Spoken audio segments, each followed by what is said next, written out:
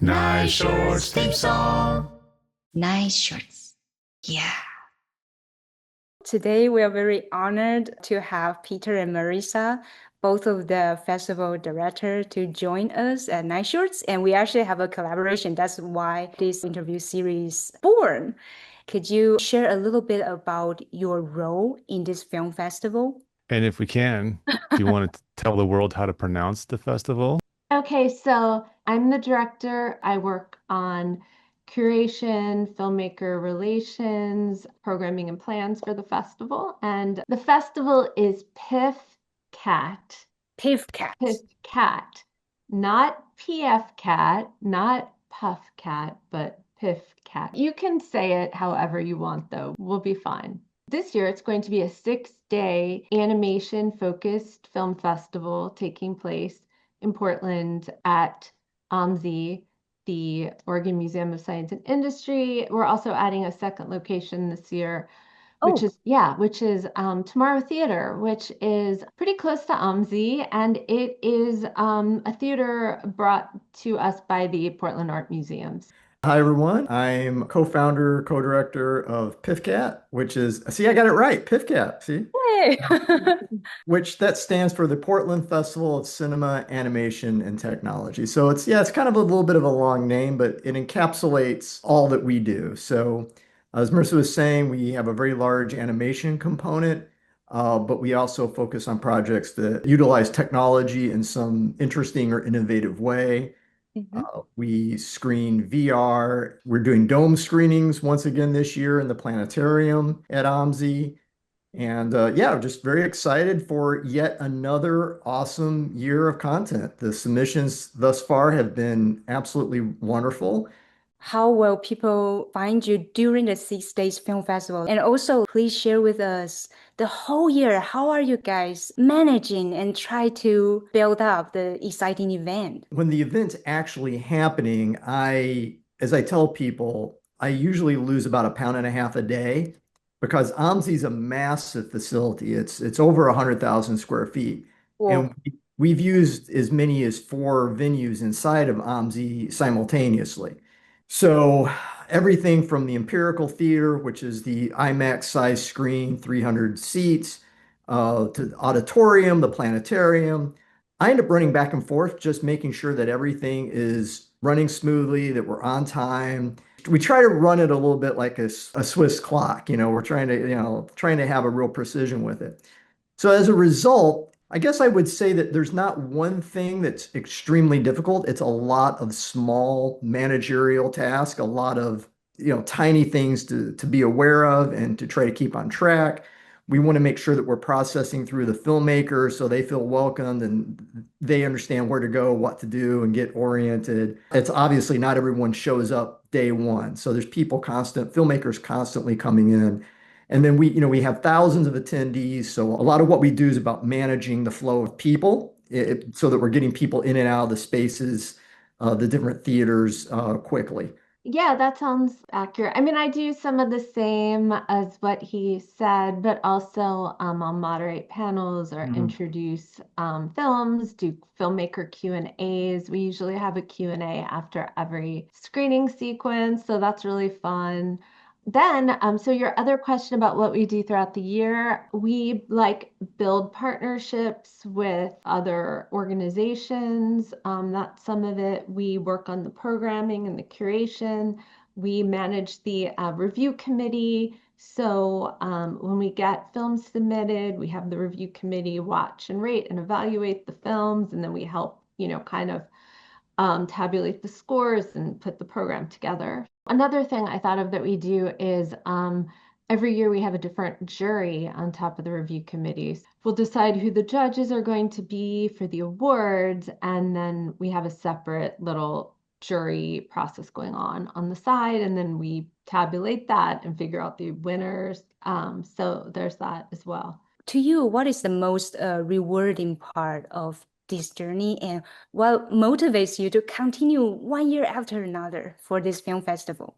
I just feel like chronically filmmakers and animators are underappreciated in our society. They're not given enough recognition and acclaim, and it drives me crazy. And I just want all these beautiful works to get celebrated. So that is very rewarding and drives me to do all this work to put this together. And then also, I really love the networking aspect, people coming together and celebrating creativity, people building relationships and forming community, and maybe going off and working on new projects together when they find people they resonate with. So it's nice to be a catalyst for that happening. Yeah, I mean, I agree, with what Marissa's saying. I think that, we really enjoy having the filmmakers see their work on a very professional setting and on a big screen and then developing the relationships with one another. And I think we also really enjoy having the audience have such a great time because we, consistently get like amazing feedback from audience members, telling us this is like one of the best events of its kind I've ever been to. It's a world-class festival. And you're like, okay, good. You're seeing all this hard work that goes into it because it's not just Marissa and I, it's a lot of people that put a great deal of work into it. And first and foremost are the filmmakers. I mean, because without the great work from the filmmakers, the festival experience is dramatically, it's not going to be a good one, right? I mean, you have to have the great films. So I think that from that point of view, just as someone that loves cinema, I really enjoy being able to see all these great films, and that's a really rewarding part of it too. And every year it seems like the entries get just a little bit better, and every year we're thinking it won't be better than last year. It can't be, and then it'll be a little bit better. Like, oh my God, it's again. We got Yeah. just the best films flowing our way. I think we're really appreciative of that. You mentioned that you are seeing so many films every year, and I'm always curious and envious too. People who run festivals because you see everything, all of the brand new, the amazing things True. being made at homes that a lot of people don't get exposure to. So, what trends do you notice as you take all these from year to year? Ooh, that's a good question. I love trying to spot what the trends are, and it's really interesting, trying to evaluate why this year did everyone make a film about their dog passing away? We see that a lot. Definitely because of Marley and Me. Yeah, that's always because of Marley and Yeah. Me. That's really sad. No, that is something we see a lot, but that's every year. Wait, wait. Um, Wow. Honestly, the dog passing away is like a regular theme. Well, it was one year. One year yeah, we it's had a collection, sort of inexplicably, of dog dies at the end film. And we were Do just kind of you? like, we could have done a block. We could have done, A we could have program. done That's an award a to hang on the very wall. sad screening block, right? I know I have the perfect I mean, title for it too. It's Does the Dog Die? Oh Yes. no. Oh my The God. Kennel Club. Yeah. and these were, Oh, these were good films, but we were just like, what is going on this year? So Right. sometimes there'll be sort of weird themes that'll pop up in a year like that, like pet death. And then Mm. you're like, next year, no films about pets dying. And you're just like, okay, well, it wasn't some sort of persistent theme. It just was like a roll of the dice I that mean, the it dog makes killed. sense. People are, drawn to make art about the significant things that affect Sure. them emotionally, right? hmm. It's cathartic to make a film when you're suffering, and that's what a lot of people do with it. Like we see a lot of films also about dementia, which isn't Right. a Hmm. particularly fun thing to screen, but there's beautiful films being made about that topic too. But now we are seeing a lot of things that are about like the dangers of AI, the promise, Mm. and as well, but a lot of films that are looking forward to the future, and they tend to get submitted to this festival, so that's a Yeah. topic that we see a lot. Absolutely. Okay. Is there anything you feel like for filmmaker when they submit a film, something that stand out to the committee, stand out to the programmers? Well, I mean, just on a very practical level, it's great when people, aside from the film being high quality, have good assets to go along with it. So a trailer and a well-written synopsis and director's statement is great. Some people skip those things. Yeah, just like poster, key images, any stills that you want. That because a lot of times filmmakers will just sort of overlook that. That's kind of an important thing, in terms of promotions and getting people to come out, etc. Yeah, I think that filmmakers sometimes, they make an amazing film and then they fall Yep. short just on the promotional materials, and not just for our Mm. festivals, but for others as well. Sure, Like sure. if they don't have a poster image, for example, a lot of festivals will use that in the promotion. So then if somebody doesn't put it on their Film Freeway page, the festivals can be like, oh, maybe they're not going to, do their part to help give us what we need to promote their film. So if a film festival is trying to choose between one project and another, and one has that and the other doesn't, they're going to choose the one that has the well-rounded materials to go with it.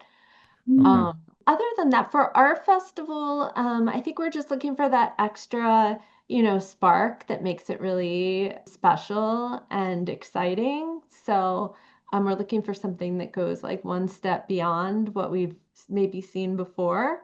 And just like animation, sometimes the storytelling isn't there. Sometimes we see things that are very beautiful Mm, technically, but it's like sort of half a story and it doesn't mhm. exactly actualize the way you want it to manifest. So that's important to think about too. Yeah, I mean, I guess one thing, kind of building on what you were saying, a lot of times filmmakers they'll get obsessed with the visuals and forget all sorts of other things that are important with all filmmaking. You'll see that, but you do see it a lot with animation. Animators will get so sort of wrapped into, okay, this is how it looks that they often will kind of sound design and score, even acting, the voice acting, all are kind of secondary.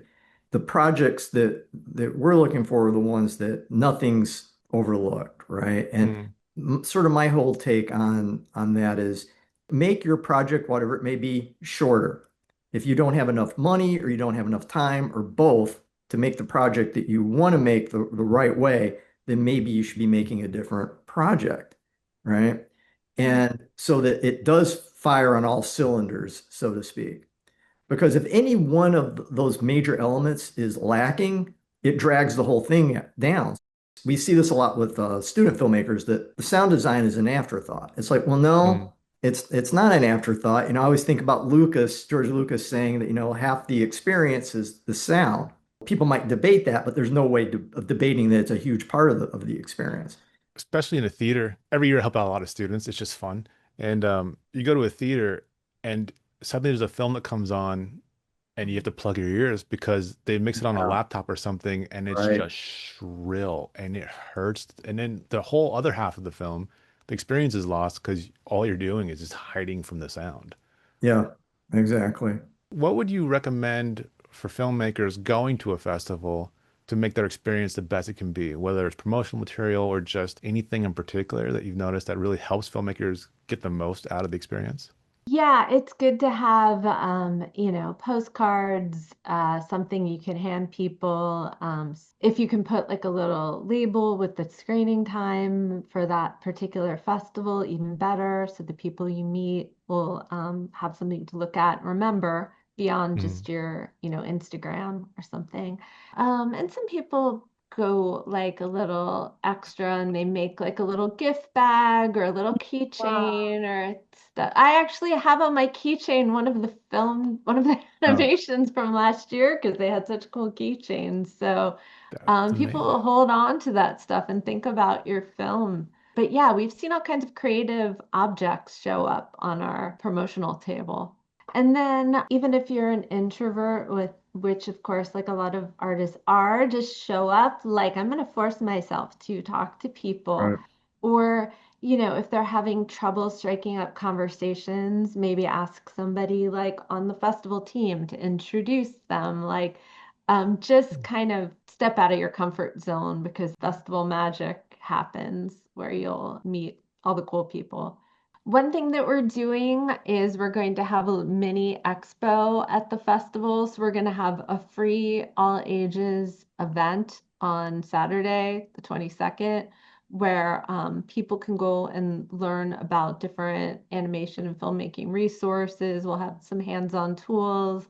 Oh, It's cool. going to be an extra opportunity for people to meet each other, even if they're not, screening a film in the festival, even if they're a student or just somebody curious. And one of the things we're going to have is a table with the filmmaker, especially for stop motion, like the puppets and props that people brings, because often at the Q&A for stop motion sequences, people have their puppets on the stage, but nobody in the audience can really see what they look like, Mm. right? So that way people can see close up.